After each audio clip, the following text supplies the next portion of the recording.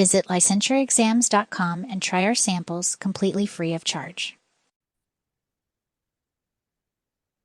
Hey there, all you curious and studious therapists out there.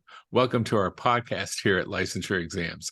I'm Dr. Linton Hutchinson, and this is my co-host, Stacy Frost. And we have a fun topic to explore with you today. Are you ready to dive into the wonderful world of group therapy? I sure am, Linton. I've really been looking forward to this all week. We talk so much about individual therapy and all the different theoretical approaches that you can use to work with clients in a one-on-one setting. But there are really several therapy modalities that you need to know about as you're preparing for your exam. Couples, family, and of course, our topic today, group therapy. Yes, group therapy. Very true. Group therapy is like a box of chocolates, and you never know exactly what will happen next. And while each group is unique, there are certain dynamics that tend to exist in all groups. Dr. Curry and his wife, marriage and family therapist Marianne, have been involved in leading groups for many years and developed a theory of group development that we're going to talk about today. Stacy, have you ever taken a group class from Corey? Why, yes, I did, Linton. And as I remember, you were in the class too. Oh, yeah? That was so long ago, I just slipped my mind. You're starting to scare me a little bit, Linton. It was only last year sometime. So I guess that you'll need a refresher on this. Yeah, I guess so. Okay. So Corey's model consists of a series of stages: forming the group, the initial stage of group, the transition stage, the working stage, and the final stage. Right. It's come back to me now, finally. Good. It's essential for you as a therapist to understand what goes on in each and every one of these stages so that you can determine the best course of action to take with the group at any given time. So let's start with the first stage, forming the group. This is where all the group members come together for the very first time. Yes, and we all know how awkward that can be. It's like a middle school dance where nobody knows who to talk to or what to say. Or that very first date you ever had, Gwenny, my first love. I think we ended up playing chess in their basement, and her father just happened to come down over and over because it was something that he needed. I see. Well, maybe he was just interested in how that chess game was going. Right. It could be. But it's really important for the therapist to focus on creating a safe and trusting environment during the group formation stage. Early on, group members will look to you for direction. It would be best if you reviewed some basic housekeeping items like how confidentiality is handled in group settings, the purpose of the group, and clarifying their role and method of conducting group sessions. Absolutely. And what about the group members, Linton? What are they experiencing in this stage? Well, in that first stage, they're feeling anxious, uncertain, or you may find them even resistant to joining the group. So moving on to the second stage, the initial stage of group, this is really the beginning of the group, when the group members are starting to get to know each other and they're figuring out how they fit into the group picture. So everyone is assessing their comfort level and determining how much to share. And I really like how Dr. Corey put it when he said that the initial stage is akin to the first few days one spends in a foreign land, having to learn the rudiments of a new language and different ways of expressing oneself. Yes, this is definitely the stage of discovery. You see a lot of small talk and superficial interactions as people are testing the waters. It's important for you to encourage open communication and help the group members establish trust and support among each other. And although it may be tempting as the group leader to try to rush through the awkwardness and make everyone feel like one big happy family who's working toward a common goal, it's actually really important to let the group members feel that awkwardness, which sounds really counterintuitive, right? Doesn't sound like something you should do. So why is it important? Because it's through feeling this anxiety and uncertainty that the group members start to find common ground and develop trust. Well, that sounds pretty tricky. Kind of reminds me of the counseling technique, therapeutic silence, where you sit back and wait for the client to talk. Tell the truth now. You compassionate therapists out there want to continue to rescue whenever you sense your client is starting to feel really antsy and uncomfortable and anxious. Don't do it. Exactly. And of course, there is a balance to be struck. So you don't want to let the group stay in the initial stage forever, but it's important to give them time and space to establish their own group dynamic. Absolutely. And that brings us to the next stage, the transition stage. This stage can be characterized by some conflicts arising as group members start to push boundaries and test the group's norms and rules. And it's up to the therapist, that's you, to guide the group through the stage by addressing conflicts and helping them work towards resolution. Yes. And in this stage, we also see anxiety, defensiveness, and resistance. And all of these reactions are normal and they're part of the group process. So you can think of it kind of like the group's natural growing pains as the members start to open up and share deeper thoughts and feelings. And one of the group leader's tasks at this point is really to remain sensitive and non-judgmental. The leader has to strike a balance in gently encouraging group members to share, but not pushing too hard if they really aren't ready. Right. And talking about resistance, it's not always verbal, such as, I don't want to talk about that anymore. Sometimes resistance manifests as hostile behaviors on the other end of the spectrum as passive-aggressive behavior.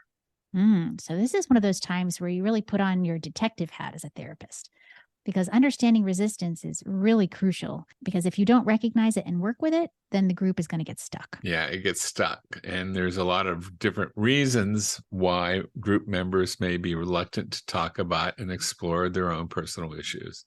It might be a good old-fashioned defense mechanism, protecting the client from anxiety or pain. It could be a fear of change and the unknown. It could be a fear of losing control, fear of intimacy, fear of rejection, issues with authority figures, which will be you, or it could even be related to depression. As you uncover the underlying reasons for the group members' resistant attitudes and behaviors, that's when you start to get to the good stuff. This is when the group can really turn a corner, gaining insight and awareness. And as the group moves through the transition stage, members may take on certain roles within the group dynamic. And some common roles that we see are the monopolist. And this is the client who dominates the conversation. They hardly let anybody else get a word in. So as a therapist, you're going to need to gently intervene. So they always interrupt you too, huh? Yes, exactly like that, Linton. They always interrupt. So your job is going to be gently now, Linton. Okay. I'd like for you to open up space for others to share. Then you can have the silent member, and this client participates really very little, if at all. So drawing out quiet members requires real sensitivity, and you can invite them to share. But as we mentioned earlier, you shouldn't push too hard. And then you have the clown. So this is the person in the group who uses humor to lighten the mood. And this isn't necessarily bad, but too much joking can cover up real issues. And then we've got another example is the distractor. And this group member is always going to try to steer the conversation off topic. So as the therapist, your job is to redirect the discussion back to the important issues. So Stacy, have you got all your Christmas decorations up yet? No, are you kidding? It's not even Thanksgiving yet. Well, no, I'm waiting until the end of the month. How about you? Well, I thought I'd be the distractor right there and get us off topic for a bit. Oh, yes. Yes, I do see your tree back there, and you got some other ornamentation going on. Yep. So you can see how easily you would be able to get off course talking about really something else completely unrelated. Definitely. With this stage, you also see pairings and allegiance forming with different members. Two group members may develop a stronger connection and want to talk privately before or after sessions. Or a few members may band together and seem to have an us versus them mentality. Good point. So with that in mind, your job as the group leader is to maintain healthy boundaries around these subgroups. And the goal is really to build an inclusive, collaborative environment. So let's move on to the fourth stage now, the working stage. Okay. This is really the heart of the therapy process right here. Absolutely, yes. By now, the group has moved past the initial awkwardness and resistance stage. They've built trust, cohesion, and a sense of belonging. Group members are more willing to take risk, give each other feedback, and explore their deeper issues. Yes, exactly. And you, as the therapist, are going to be taking more of a background role here. And you're going to be allowing the members to interact and support each other. And you might step in occasionally to offer insights, some reflections, some guidance where it's needed. But really, for the most part, you're going to be taking a back seat and letting the group process kind of continue to unfold naturally. Mhm. This is where the real breakthroughs and the aha moments tend to happen. Group members have worked through most of their earlier anxiety about being in the group, and they seem more secure in sharing their intense emotions. Cohesion is really strong during this stage, and at this point, group members all share a common bond. Now, as rewarding as this working stage can be, it's not without its challenges. Strong emotions will arise as people open up about trauma, grief, insecurity, and their inner pain. And as the group therapist, the leader, you need to strike a balance between allowing some productive venting while also keeping things from escalating into pure chaos. So if multiple members get highly escalated at once, that's when you may need to intervene with some calming techniques. And expect conflicts to come up during this working stage. Part of your role is to teach healthy communication and conflict resolution skills. When done right, working through disagreements can bring the group to an ever deeper level of understanding and trust. Yes, which eventually brings us to the last stage, the final stage. This is when the group prepares to disband and everyone will start to go their separate ways. That's such a bittersweet stage, isn't it, Stacy? Mm-hmm. Uh, Yeah, it's the end. On one hand, it's so gratifying to see how far members have come in their journey of growth and healing. But of course, it's natural to feel some sadness about saying goodbye after going through this intense experience together. And as the therapist, you really want to optimize this termination stage by preparing the group and helping them process the transition in a healthy way. The final stage is a time to resolve unfinished business and review the progress and strengths that each group member has found during the therapeutic process. A follow-up session can also be planned to help the group members transition from having the support of a structured group sessions to being on their own and creating their new support systems. Follow-up sessions can also be helpful in reinforcing what group members learned during the group process as well. Mm-hmm. Well, that brings us to the final stage of this episode. So here's a quick recap of Corey's view on group development. There are 5 main stages: forming, initial, transition, working, and final. And the key is to recognize what's happening in each stage so that you know how to guide the group effectively. Now, you as the group leader sometimes have different roles to play. So encouraging participation, addressing conflicts, allowing vulnerability, and teaching communication skills.